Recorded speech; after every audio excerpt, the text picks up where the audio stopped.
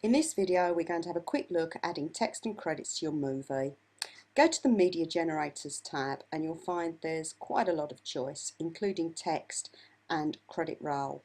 I want to put some text at the beginning of my movie, so before I go to that, the first thing I'm going to need to do is make some room at the beginning of my movie. But I can have a quick look and see the kind of text effects that are available.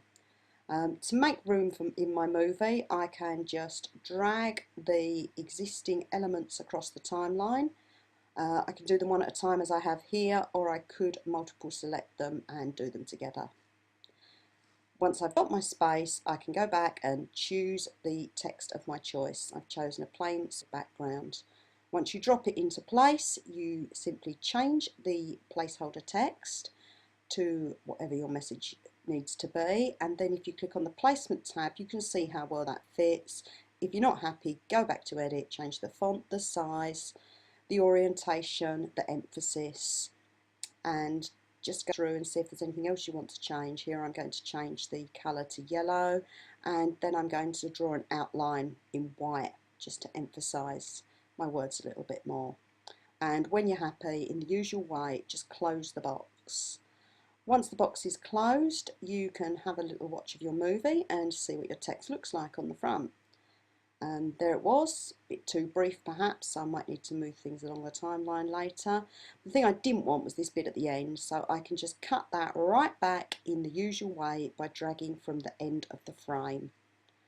Once I've done that, I can move myself on to add my credits. Credit rolls, again, there's a good choice of different types and backgrounds. I'm just going to choose one with quite a lot of text in and drag it and drop it into position at the end of my movie. The first option in your box is to change all of the placeholder text, which I'm going to do, and as you can see there's quite a lot of placeholders on this particular credit roll that I've chosen, but I could just delete the placeholder text and leave some of them empty if I want. However, I want you to see how they all work, so I'm just going to fill them all in. When I have filled them in, the next thing I'm going to do is look at them in the preview pane on this window to have a look and see what I like and what I don't like, if there's any other settings that I want to change. This particular window doesn't actually open full size, so you might want to drag it out a bit from the corner to see it all.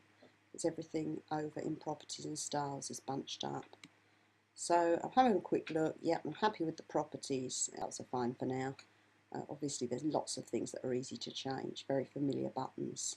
So there it is in my movie, so I'm going to firstly cut it down because I can see straight away that that's going to be on the screen for way too long. In fact, it's going to double the length of my movie. And then I'm going to go back to the beginning of my movie with the slider and I'm going to play.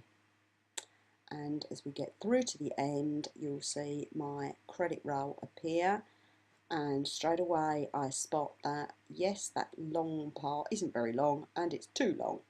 So if you click on that frame to select it and then click the top of the three buttons that appear at the end of it, you can go back into the editing box and change your text to make it fit.